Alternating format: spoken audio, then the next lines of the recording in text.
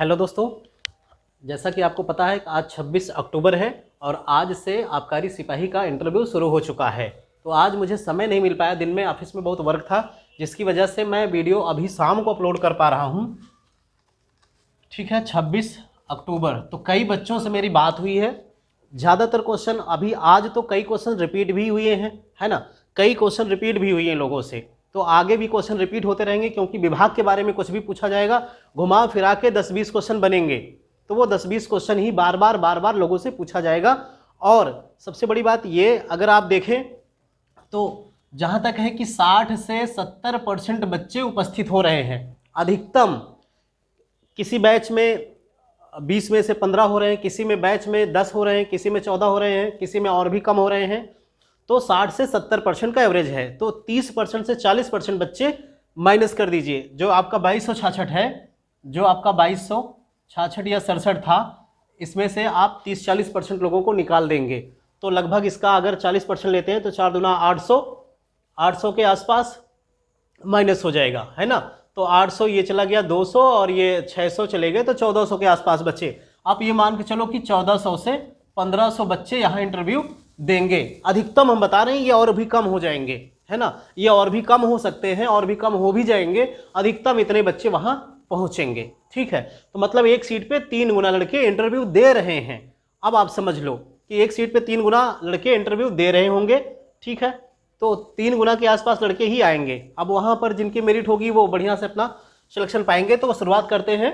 देखिए क्या क्वेश्चन पूछा गया। सबसे पहले ये पूछा गया कि लास्ट क्वालिफिकेशन बताइए। लास्ट क्वालिफिकेशन और सब्जेक्ट, तो ये सबसे पूछा जाएगा। शुरुआत यहीं से हो रही है कि अपनी एकेडमिक चीज़ बताइए, कहाँ से आपने पढ़ाई की, हाई स्कूल जहाँ से किया उसका नाम क्या है उस कॉलेज का, इंटर जहाँ से किया उसका नाम क्या है और कहाँ से किया। कोई बता दिया रहने वाला यहाँ के हैं और आपका ग्रेजुएशन कहीं और से हुआ है, तो उस पर भी क्वेश्चन बन जाएंगे भाई कि आपने ग्रेजुएशन यहाँ से क्यों किया।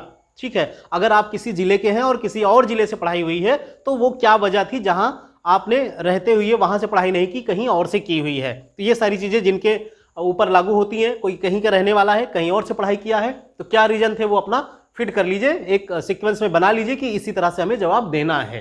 ठीक है, तो लास्ट क्वालिफिकेशन आपको सबको पता होना चाहिए, पता ही होगा क्या बताना है।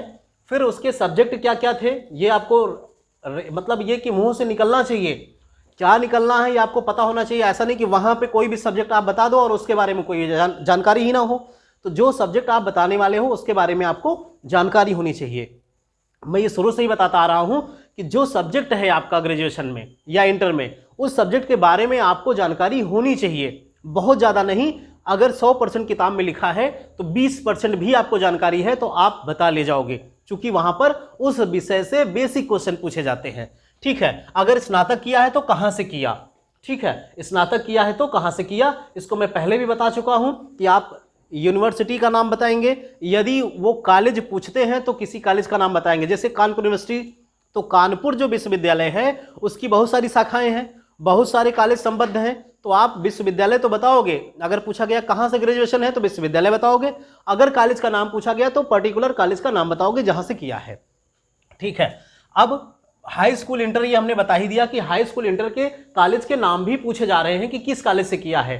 वो यही देखना चाह रहे हैं कि आपको कॉलेज का नाम याद है कि नहीं है। आप कुछ और भी बता दोगे चल जाएगा, लेकिन आपको पता होना चाहिए कि आप जो बता रहे हो वो कॉन्फिडेंस से बताओ कि यहीं से हमने किया, मतलब हाई स्कूल किया है, तो वो याद होना चाहिए एकदम फ्रिक्वेंटली। धीरे धीरे नहीं कि सोच के बताओ, याद नहीं आ रहा है, धीरे धीरे करके बताओ, एकदम मुजवानी रटा होना चाहिए कि कहाँ से किया है। ठीक है, अगला क्वेश्चन ये पूछा गया, गोमती का मतलब, जो गोमती नदी है उसका मतलब पूछा गया।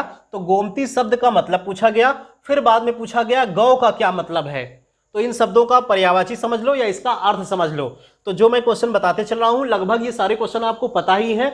जिनको इसमें से कोई क्वेश्चन नहीं आता या नहीं खोज पा रहे हो आप बता देना, कमेंट में मैसेज कर देना, मैं उसका आंसर आपको दे दूंगा। यदि किसी को कोई क्वेश्चन का आंसर नहीं मिल पा रहा होगा तो, वैसे इतने आसान क्वेश्चन है कि सबको पता होंगे। ठीक है, तो देखिए, एक तो ये शराब कैसे बनती है और महुआ फल क्या होता है। आपको पता है कि महुआ से भी शराब बनती है, तो महुआ के बारे में पूछा गया। जो महुआ है, एक तो वो महुआ फल है, ये खुद बता रहे हैं कि महुआ फल क्या होता है, फिर शराब कैसे बनती है, तो शराब बनने की प्रक्रियाएं आपको बतानी है कि कैसे शराब बनती है। ये वीडियो में यूट्यूब पे पड़ा हुआ है, जो कोई ना देखे हो, विभाग से संबंधित शुक्ला जी की क्लासें हैं, उसमें बताया गया है कि शराब कैसे बनती है, पढ़ लीजिएगा। तो ये जो बच्चा था, इन्होंने बताया कि मेरा सब्जेक्ट बायो था इंटर में, तो इनसे बायो से क्वेश्चन पूछ लिया गया कि केचुआ आपने देखा है। केचुआ से संबंधित और क्वेश्चन पूछा गया कि इसका काम क्या होता है, मतलब केचुआ क्या करता है, ये सांस कहाँ से लेता है, और ये एक तरफ से चलता है कि दोनों तरफ से चलता है, फिर मेढक कहाँ से सांस लेता है। चूंकि बायोलॉजी इनका सब्जेक्ट था, इसलिए बायो से ये सब्जेक्ट के क्वेश्चन बने। अगर आपका कोई और सब्जेक्ट होगा, जैसे इंटर में आपने ग्रेजुएशन में साइंस लिया, तो ग्रेजुएशन में आपका फिजिक्स केमिस्ट्री बायो जो भी रहा होगा उससे बन जाएगा। अगर इंटर की बात आएगी तो फिजिक्स केमिस्ट्री आपने पढ़ाई है, तो किसी से फिजिक्स, किसी से केमिस्ट्री, किसी से बायो, जो भी होगा आपका उससे संबंधित क्वेश्चन पूछे जाएंगे। एथेनॉल का सूत्र क्या होता है, यह भी पूछा गया। ये सब कुछ आपको पढ़ाया गया है, ऐसा कुछ भी नहीं है जो नई चीजें दिख रही हो। एक आध क्वेश्चन, दो क्वेश्चन कुछ नए हो सकते हैं, लेकिन उसके लिए नया नहीं होगा, जो संबंधित विषय का होगा। यहां पर नया दिख रहा है, कुछ नए लोगों के लिए नया दिख रहा होगा, लेकिन जिसके विषय से संबंधित है। जैसे यहां बायो, अगर किसी का बायो है, बायो से वो इंटर किया है, बायो से वो बीएससी किया है, तो उसके लिए नया नहीं होगा। यह मैं एकदम विश्वास के साथ कह सकता हूं। नया उनके लिए होगा जो इस सब्जेक्ट से रिलेट नहीं कर रहे होंगे, जिनका इस सब्जेक्ट से लेना देना नहीं होगा। अगर कोई मैथ से पढ़ रखा है तो बायो की चीजें वो छुआ ही नहीं होगा, तो उसके लिए थोड़ा सा अलग दिख सकता है। ठीक है, आबकारी मंत्री इस समय कौन है, ये पूछ लिया गया। इसको मैं कितनी बार बताया हूं कि मंत्री के बारे में तो पूछना ही है। और ये क्वेश्चन ऐसा नहीं कि आज पूछा गया, ये रोज पूछा जाएगा, क्योंकि वहां रोज 80-90 लड़के जाएंगे और उनसे फिर वो घुमा फिरा के क्वेश्चन कितना भी पूछेंगे, तो फिर 4-6 लड़कों में एक लड़कों से मंत्री का नाम पूछा जाएगा। ठीक है, अभी बहुत से ऐसे लड़के हैं, अभी भी होंगे, हो सकता है कि किसी को नाम उस समय न याद आए, पता भी हो, वहां बोल ना पाए, सोच ना पाए, ऐसा भी हो जाता है। पलायन वेग क्या है, फिजिक्स से ये क्वेश्चन पूछा गया, चूंकि इनका साइंस स्ट्रीम था 12th में, तो फिजिक्स से भी पूछा गया कि पलायन वेग क्या है। तो पलायन वेग के बारे में पूछा गया। पलायन वेग आप लोग जानते होंगे, एक कोई भी ग्रह होगा, उसकी सीमा जो होगी उसको पार करके, अपनी सीमा रेखा को पार करके बाहर निकलने के लिए जितने वेग की आवश्यकता होगी वो पलायन वेग कहलाता है। पलायन वेग किस विषय से संबंधित है, ये पलायन वेग के बारे में नहीं बता पाए, तो इन्होंने पूछ लिया कि पलायन वेग किस विषय से संबंधित है। इसका मतलब ये कि चलो पलायन वेग नहीं बता पाए, लेकिन ये शब्द सुना है कि नहीं, अगर आप सुने हो तो बताओ किस विषय से ये संबंधित है। इतना भी आपसे पूछा गया। क्यों? क्योंकि इस क्वेश्चन का जवाब नहीं मिल पाया उन्हें। ठीक है, उसके बाद स्वर्णिम चतुर्भुज उत्तर प्रदेश कहां से गुजरती है। जो स्वर्णिम चतुर्भुज योजना है, जिसमें जो अटल बिहारी वाजपेयी जी ने इसको उद्घाटन कराया था, और ये जाति कहां से है आपका, चेन्नई, कोलकाता और दिल्ली, मुंबई, तो ये 4 महानगरों को जोड़ती है। तो ये पूछा गया कि उत्तर प्रदेश में कहां से गुजरती है।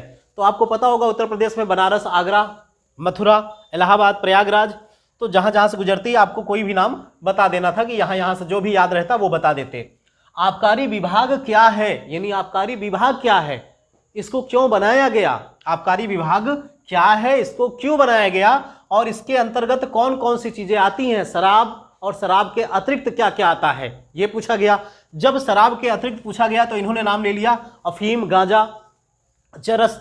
तो अफीम और गांजा में अंतर पूछ लिया गया। ठीक है, तो ये सारी चीजें आप बढ़िया से तैयार कर ले, आपको पता ही होगा। जिनको नहीं पता है अफीम गांजा में अंतर पूछा जाएगा, तो और भी जो मादक पदार्थ हैं आप उनको भी देख लीजिए। एक बार गूगल पे सर्च करिए, अफीम क्या होती है उसको गूगल पे देखिए, गांजा क्या है, चरस क्या है, कोकीन क्या है, ठीक है, स्मैक क्या है, ये सारी चीजें आप जाने जो मादक पदार्थों के अंतर्गत आते हैं, नशीले पदार्थों में आते हैं। उनको यूट्यूब पे या फिर गूगल पे सर्च करके उनकी इमेज देखिए, कैसे होते हैं उसको जानिए, और उनके बारे में कि कैसे एक दूसरे से भिन्न है, क्यों ये अलग हैं, कौन ज़्यादा नशीला है, कौन कम है। ठीक है, इतनी चीज़ें आप देखिए। अभी तक मेरी जो 4-5 बच्चों से बात हो पाई है, जनरली क्वेश्चन रिपीट ही हो रहे थे। विभाग के बारे में तो जनरली वही हो रहा था, आबकारी विभाग क्या है, या इसके बारे में डिटेल में बताइए, आबकारी विभाग के काम क्या है, आबकारी विभाग क्यों बनाया गया, ये सारे क्वेश्चन रिपीट हो रहे हैं। ठीक है, तो कई लड़कों से बात हुई, ये जो निष्कर्ष निकल के आया है अभी, इतने क्वेश्चन, मतलब इंटरव्यू आपका बहुत अच्छा जाने वाला है। ठीक है, बिल्कुल भी निश्चिंत रहिए, एकदम निश्चिंत रहिए, थोड़ा सा भी आपको हताश नहीं होना। जो बच्चे दे के आए हैं उनका, जिनसे मेरी बात हुई, समझो कि बहुत अच्छा गया है, सिलेक्शन तो उनका श्योर है, नंबर कम ज़्यादा हो सकता है लेकिन सिलेक्शन में कोई दिक्कत नहीं आएगी, ये मैं एकदम वादे के साथ कह सकता हूं। ठीक है, आप लोगों का भी अच्छा जाएगा, बस तैयारी बनाए रखिए, रूटीन में रहे पढ़ाई आपकी, गैप ना रखिए, समय ना खराब करिए। धन्यवाद।